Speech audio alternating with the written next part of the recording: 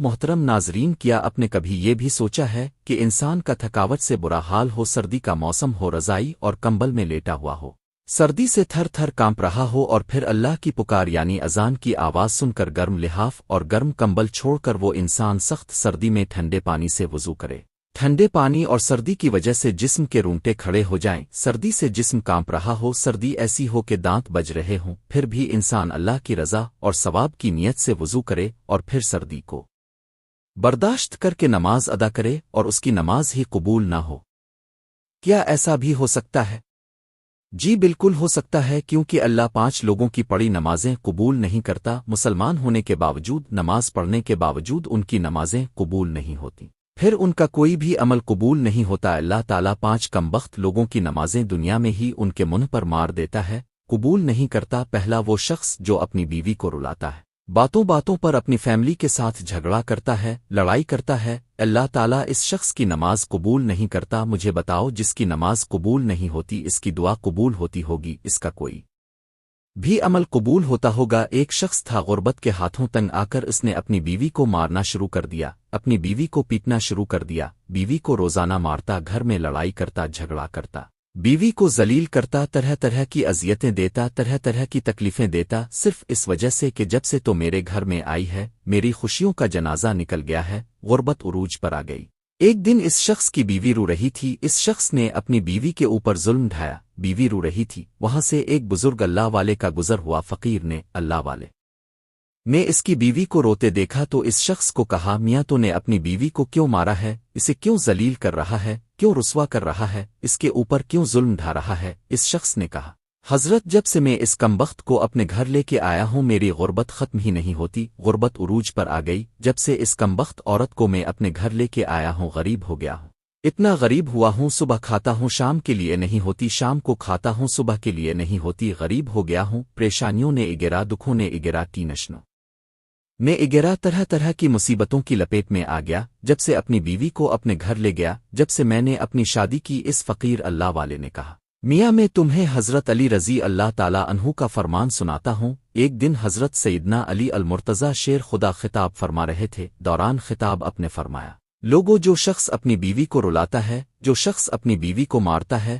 غصہ کرتا ہے، اس کو ذلیل کرتا ہے، طرح طرح کی اسے پریشانیاں دیتا ہے، فرمایا اس شخص کی ایک تو نماز قبول نہیں ہوتی، اس شخص کی پڑھی نماز دنیا میں ہی اللہ تعالیٰ اس شخص کے منہ پر مار دیتا ہے، اس کی نماز پڑھی قبول نہیں ہوتی۔ دوسرا، اس کے گھر سے برکت اٹھا لی جاتی ہے، اس کے گھر سے رحمت اٹھا لی جاتی ہے، کوئی نام و نشان نہیں رہتا، اس کے گھر سے امری کا جنازہ نکل جاتا ہے، غربت عروج پر آ جاتی ہے۔ فرمایا، اگر تم چاہتے ہو کہ تمہارے گھر میں برکت آئے، تمہارے مال جان روزی رزق میں برکت ہو، رزق کی فراوانی ہو، خوشحالی تمہارے قدم چومے، تو خدارا اپنی بیوی کو نہ مارا کرو، بیوی پر ظلم نہ ڈھایا کرو، بیوی کو ذلیل نہ کیا کرو، بیوی کو رسوا نہ کیا کرو، بیوی کی آنکھوں سے آنسو نہ بہایا کرو۔ پہلا وہ شخص جس کی نماز قبول نہیں ہوتی جو اپنی بیوی کو مارتا ہے، دوسرا شرابی انسان، شرابی شخص کی نماز بھی قبول نہیں ہوتی، اس کے منہ پر مار دی جاتی ہے جب تک وہ توبہ نہیں کرتا، جب تک وہ شراب نہیں چھوڑتا، شرابی شخص کی نماز بھی قبول نہیں ہوتی۔ ایک سود خور تھا، پیسہ اس کے پاس جب زیادہ آیا تو اس نے شراب پینا شروع کر دیا، شراب کے نشے میں لگ گیا۔ ایک دن شراب کے نشے میں دیوت سیڑھی سے نیچے اتر رہا تھا، ایک دم منہ کے بل زمین پر گرا، وہ حین فوت ہو گیا، وہیں اس کا انتقال ہو گیا۔ بیٹا کئی روز تک باپ کا غم مناتا رہا، ایک رات بیٹے نے خواب میں باپ کو دیکھا، پوچھا، ابا تیرا کیا حال ہے؟ باپ نے کہا، نہ پوچھ بیٹے، سیڑھی سے نیچے اتر رہا تھا، بجائے زمین پر گرنے کے سیدھا جہنم میں چلا گیا۔ جو شخص شراب پیتا ہے وہ دنیا میں بھی ذلیل و خوار، آخرت میں بھی ذلیل و خوار، اتنا بڑا ذلیل ہوتا ہے کہ اس کی نماز بھی اللہ تعالیٰ قبول نہیں فرماتا۔ تیسرا وہ شخص جو اپنے والدین کو ستاتا ہے، والدین کو رلانے والا، والدین کو تڑپانے والا، والدین کو طرح طرح کی پریشانیاں دینے والے شخص کی بھی اللہ تعالیٰ نماز قبول نہیں کرتا۔ جس شخص کے اوپر اس کے والدین ناراض ہیں، اس کے اوپر تو اللہ بھی ناراض، اس کا رسول بھی ناراض۔ اب جس شخص کے اوپر اللہ ناراض ہے، کیا اس کی نماز قبول ہوتی ہوگی؟ کیا اس کی کوئی بھی دعا قبول ہوتی ہوگی؟ اس کا کوئی بھی عمل قبول ہوتا ہوگا؟ ہرگز نہیں۔ تو خدارا جن جن جوانوں کے اوپر ان کے والدین ناراض ہیں، تو خدارا اپنے والدین کو راضی کر لیجئے۔ چوتھا، سود خور انسان کی پڑھی نماز بھی قبول نہیں ہوتی۔ جو سود خور انسان ہے، جو صبح شام حرام کھاتا ہے، سود تو ویسے ہی حرام ہے، جو صبح شام حرام کھاتا ہے حرام کھانے والے شخص کی بھی نماز اس کے منہ پر مار دی جاتی ہے۔ پانچواں، اچھے طریقے سے وضو نہ کرنے والے شخص کی نماز بھی قبول نہیں ہوتی۔ اچھے طریقے سے وضو کر کے نماز پڑھا کریں، پھر اللہ سے جو کچھ مانگیں گے اللہ تعالیٰ فوراً عطا کرے گا۔ یہ 5 لوگ ایسے ہیں جن کی نماز دنیا میں ہی اس کے منہ پر مار دی جائے گی، قبول نہیں ہوگی۔ جب نماز قبول نہیں ہوگی پھر ان کی دعا بھی قبول نہیں ہوگی۔ نماز پڑھنے سے پہلے ان 5 چیزوں کا خاص خیال رکھنا۔ یہ 5 بیماریاں اب لوگوں کے اندر پائی تو نہیں جاتی۔ اگر تمہارے اندر یہ 5 بیماریاں ہیں تو انہیں نکال دو ورنہ نماز تمہارے منہ پر مار دی جائے گی۔ پیارے نبی صلی اللہ علیہ وسلم سے پوچھا گیا، رسول اللہ صلی اللہ علیہ وآلہ وسلم ہمیں کیسے پتہ چلے گا کہ ہماری نماز قبول ہوئی ہے یا نہیں ہوئی؟ حضور ہمیں کیسے پتہ